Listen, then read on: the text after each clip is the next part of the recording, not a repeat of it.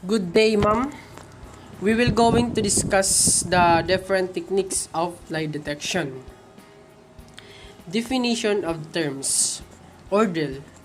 It refers to the oldest form of crime detection done by subjecting a subject to an obstacle or trial and sometimes even involving third degree.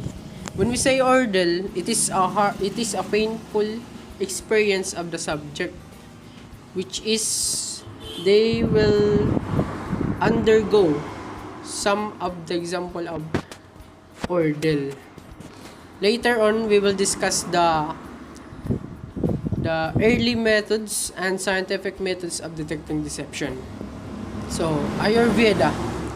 It is a Hindu book of science and held around 500 BC, considered as an earliest known reference to a method of detecting deception. First, the early methods of detecting deception. The trial by combat. Actually, we have a more example of ordeal of early methods of detecting deception, but we only cite one of them, the trial by combat. Trial by combat, it is one of the ancient practice of detecting deception whereby an accuser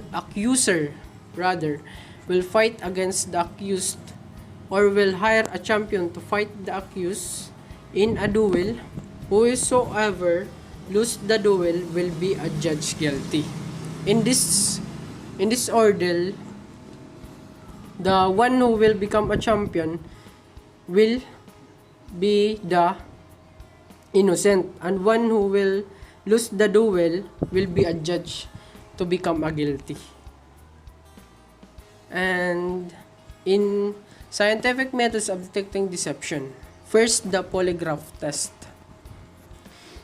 Polygraph test, it is also a lie detection. It is aid and not a substitute of or replacement for investigation. Not admissible in court to prove the guilt of the subject. Cannot be conducted if sufficient amount of information were gathered. Minors, mentally ill, or retarded are exempted. Cannot be conducted to unfit subject. Polygraph machine is not a lie detector machine. The accuracy of the machine is directly proportional to the credibility of examiner. Cannot be used for diagnostic. In connection to Mr. Glenn Bolante, scientific methods of detecting deception. Number 2, use of alcoholic beverages.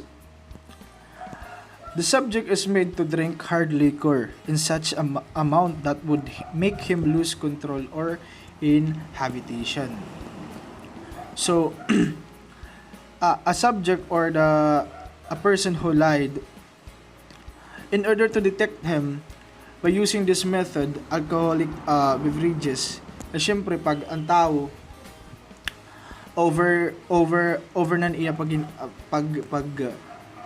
ininomhan alcohol, an alcoholic nga iram nun, it would make him lose control. Kumbaga nawawarayan kitan siring pa control na atong kalugaringon. Ang tinatawag nga withdrawal personality.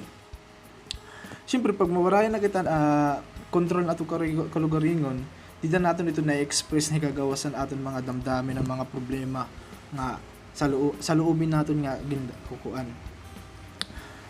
So, that is the one of the scientific method, use of alcoholic beverages. And this information gathered through this method is not admissible in the court. Hindi rin acceptable in the court. Ini nga klase nga scientific method. Number 3, narco-analysis test, administration of truth serum. Use a narcotic or aesthetic drug. Kumbaga, drug injection. Drug is injected hypodermically or intravenously. Kumbaga, gini-inject hiya haugat, dili aton may arm. Dangerous and not admissible. Narco-analysis, also known as truth serum test. involves the intravenous administration of drug that cause to enter into various stages of anesthesia.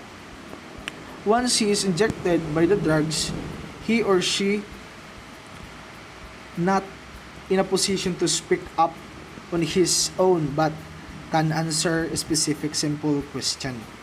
So The next scientific methods of detecting deception is the word association test, wherein a group of words, objects, or photographs will be presented, or the time measure. So, based on my own opinion, when we say word association test, they are trying to focus on the words that are coming out through the accused, or try to study all the words that coming out from the accused in terms of giving testimony, or giving some questions.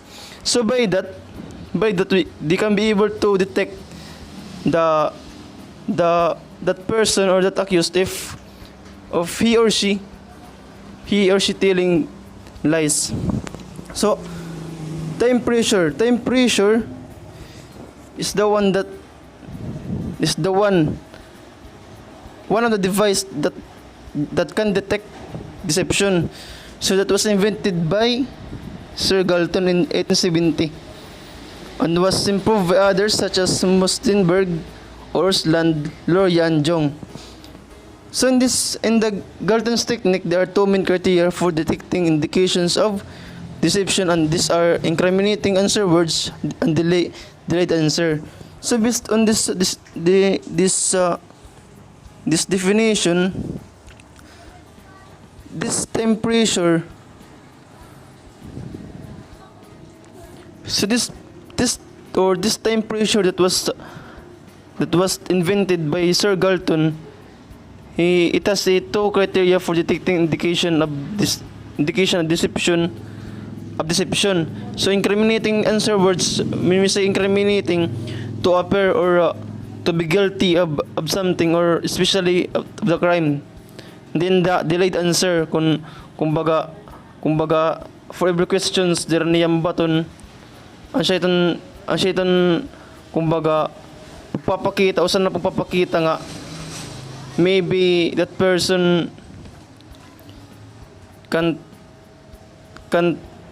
directly tells the truth. So next is use of hypnotism. Hypnotism is information gathered through this method is also not admissible in court.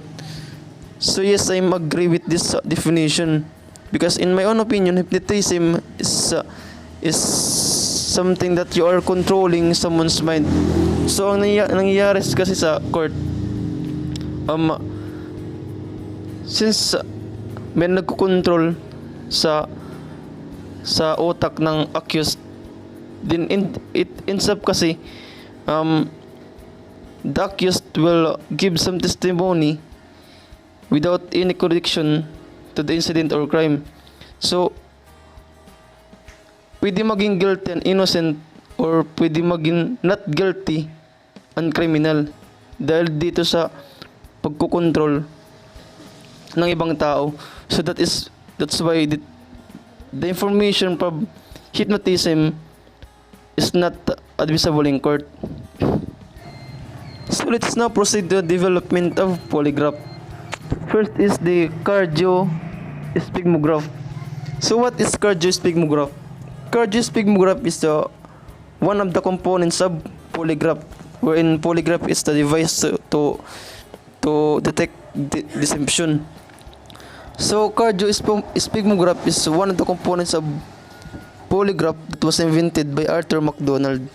So by this instrument, if someone telling lies, it exhibit involuntary, say, physiological response that can be detected by the polygraph instrument. So what are those physiological response? We have the blood pressure, the heart rate, the respiratory rate, and the sweat production. So by this, or kung nai-intense kitahan mga pakiana, then that will be the sign of not telling the truth. So that is the use of cardiosphygmograph. So, si Sir Lombroso credited to be the first to conceive the idea of utilizing scientific lie detection. So, yung primero nga tao nga nakapanunahunan idea o nakapanunahuna kung paano ma-detect ang mga direct tinuod ng mga testimony through the scientific instruments. So that's all.